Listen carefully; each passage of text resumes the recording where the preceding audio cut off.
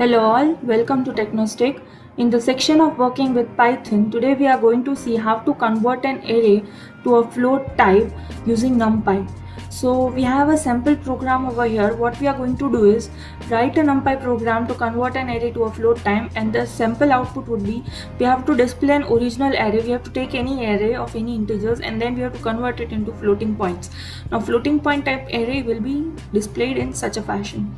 So let's get started. For that we'll first import NumPy library. Then what we'll do is we'll take an array.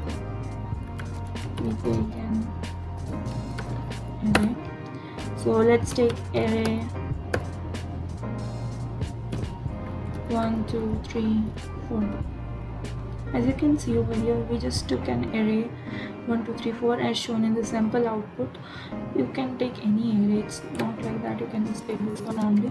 Then we'll print it original array, just to show that in output how differentiation will be seen, and we'll print this array. Now converting it into floating point. Now we have a function. You can use first a variable. Let's take a variable x and we take np dot asf array.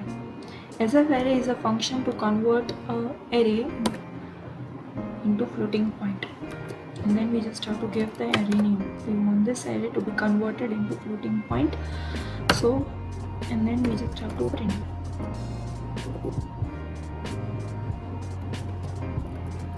array which is converted.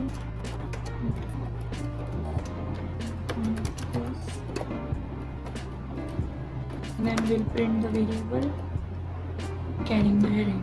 So this is all that we have to do. First we imported NumPy library, then we took a sample array with 4 elements 1 2 3 4. Then we just printed the original array to see what type of output we do get from that, and then we converted the array into floating point using np.asfarray function, and then we just print the variable that we took over here, that is x.